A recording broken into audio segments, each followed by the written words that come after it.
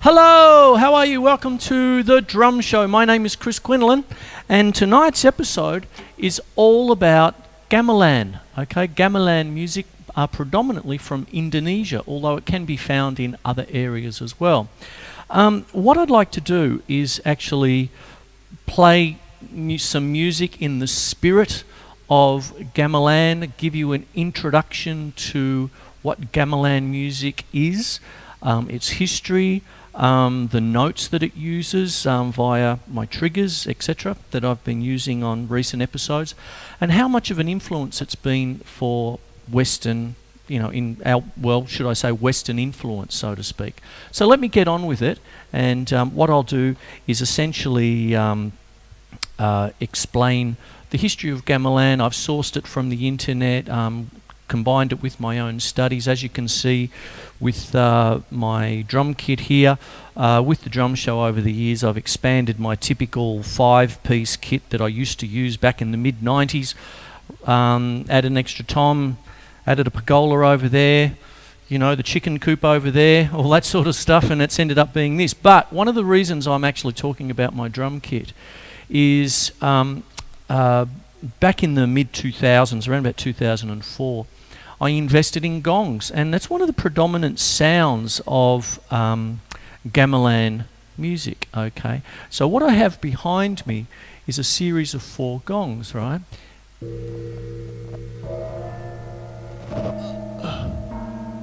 Okay? Notice they have 4 separate tones, you see. One of the funny things is when I got them, I wasn't predominantly looking for a D or an E note or anything like that. But funnily enough, when I play them in a row,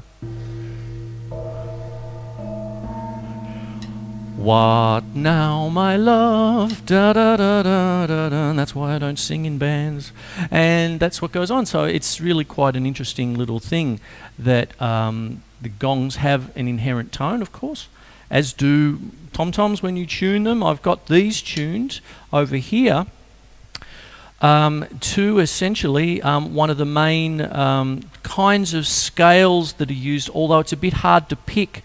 Let me talk about that a little bit, and that's what I want to get into, is the history of gamelan. It's essentially a gamelan orchestra is a musical ensemble predominantly from Indonesia. And let me just get into it. I have my notes here. Typically from the islands of Bali or Java, and they feature a variety of instruments such as metallophones, xylophones, drums and gongs, bamboo flutes, bowed and plucked strings, and vocalists may also be included.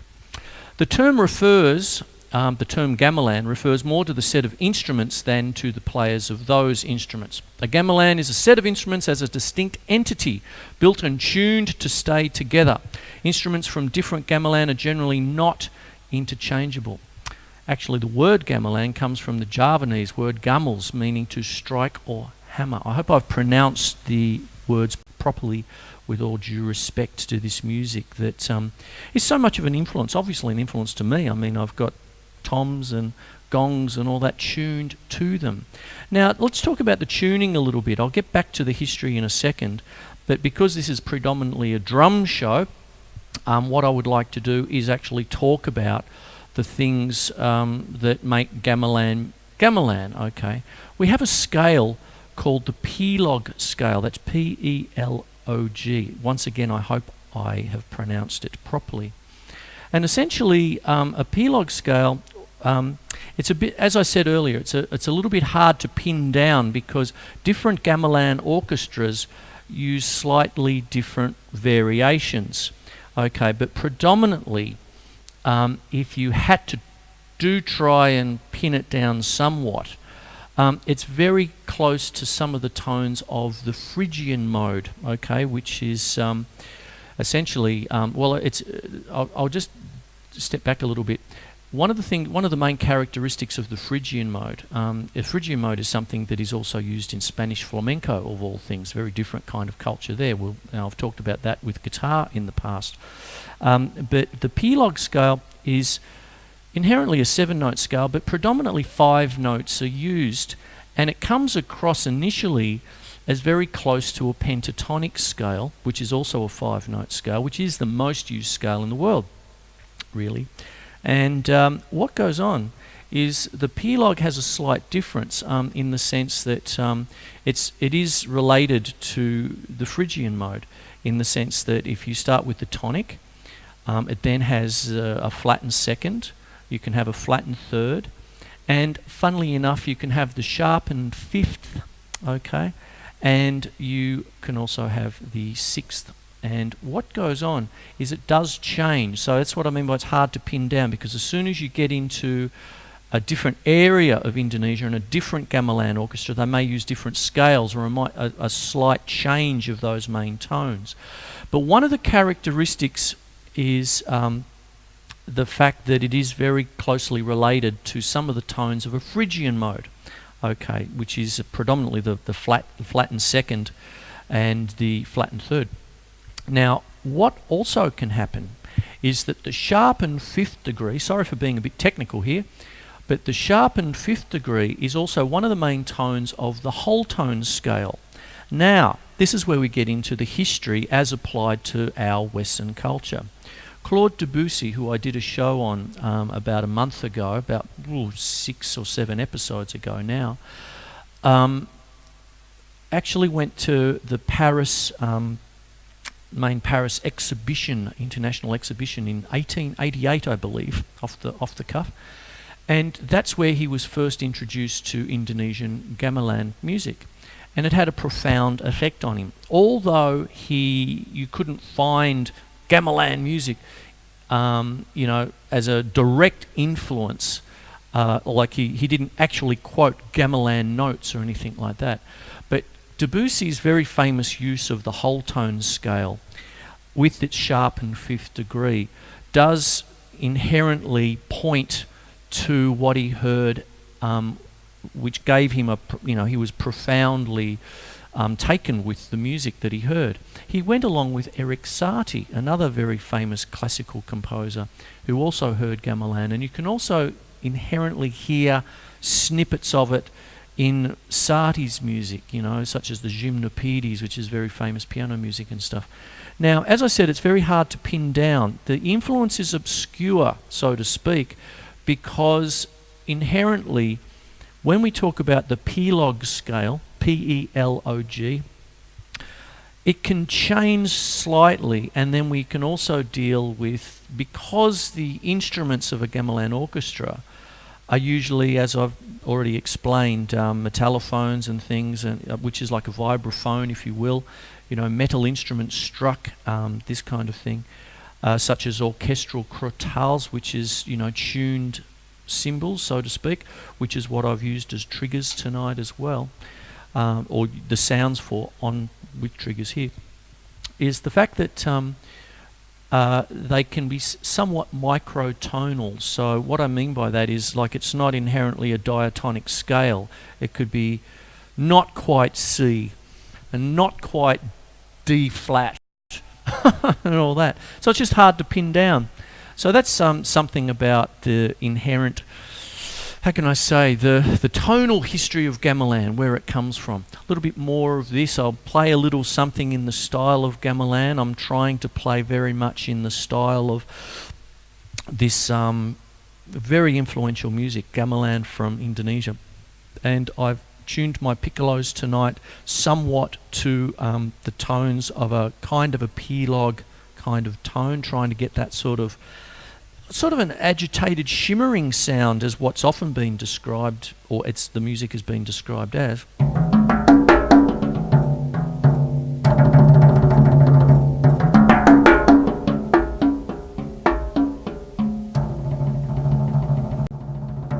Anyway, more or of this after the break, okay? There we go.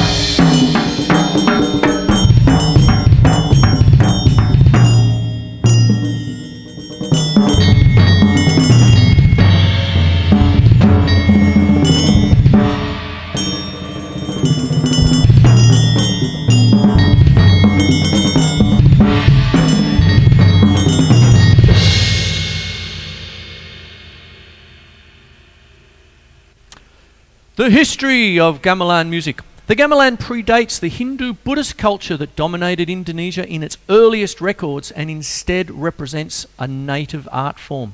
The instruments developed into their current form during the Majapahit Empire. I hope I've pronounced that properly.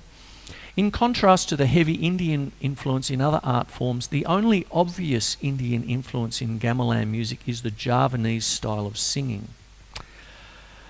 The earliest image of a musical ensemble is found on the 8th century Borobudur temple in central Java. Musical instruments such as the bamboo flute, bells, drums in various sizes, the lute, and bowed and plucked string instruments were identified in this image. However, it lacks metallophones and xylophones. Nevertheless, the image of this musical ensemble is suggested to be the ancient form of the gamelan.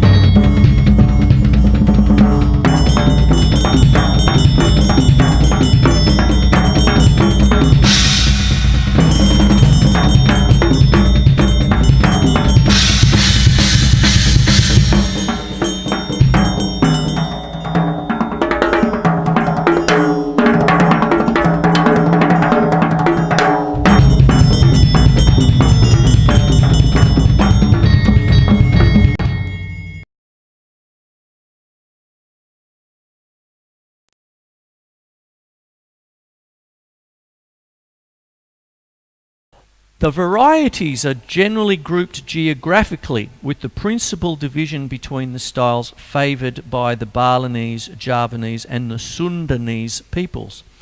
The Majoris also have their own style of gamelan, although it is no longer in use, and the last orchestra is kept at the Sumenep Palace. Sundanese gamelan is often associated with Gamelan Digung, a Sundanese musical ensemble that utilises a subset of modified gamelan instruments with a particular mode of, as I've mentioned before, P-log scale. Okay. Essentially, let me talk about the P-log scale once more, because that really characterises the sound of gamelan. P-log is one of the two essential scales of gamelan music native to Bali and Java in Indonesia. The other scale commonly used is called slendro. P-log has 7 notes, but many gamelan ensembles only have keys for 5 of the pitches. Even in ensembles that have all 7 notes, many pieces only use a subset of 5 notes. Okay. Now, as I said before, the P-log scale is a little bit hard to pin down, but a typical example, I've mentioned the sharpened fifth, but I can also quote just the normal perfect fifth. And what you can have in some cases just is, if we have to try and make it an interval, try and pin it down somewhat. It's very hard to, but it could be the first, flattened second, flattened third, fifth and flattened sixth. If you try that out, you'll get a general sound of what could be considered a P-log scale. Okay. Anyway, back to it. Balinese gamelan is often associated with the virtuosity and rapid changes of tempo and dynamics of gamelan gong kebya, its best known style. I'll just stop there for a second. The gamelan gong kebya, the actual notes that I used on my 4 drums that I have triggers on, that I've been using for for the last month or 2 now for my shows, is I actually used that little setup of notes for these 4 triggers, and essentially what I did was used the notes D. What I have is A sharp and B, so there's semitones there, but essentially what I've done is I've used the first, the fifth and the sharpened fifth with the sixth there. And what that does is also gives you a certain kind of characteristic of gamelan music. So what I'm trying to do with tonight's show is very much give you just a taste of what can be incredibly complex music. And I hope I'm doing it justice, because I'm doing it with all love and respect for it. Because as you can see, I've made an investment into the equipment to be able to play in that kind of style. It's, you know, like when we start talking about gamelan instrumental styles, and when we start thinking about Claude Debussy, Eric Satie, and when we take it into the modern era, I can quote one of my favourite bands, King Crimson, and the influence that that Robert Fripp, the very famous guitarist, got from gamelan music, you see. Simply the use of China cymbals, for instance, simply the use of gongs and tuning things like these piccolo toms to notes resembling a P-log scale, which, in all honesty, if you go the flattened second of an interval and the sharpened fifth, which derives, or the sharpened fifth derives a whole tone scale, the flattened second goes back to that Phrygian mode. You know, it's a characteristic of the Phrygian mode, and all that. When you start tuning drums to that, you can see that the influence can be quite profound. And there you have that.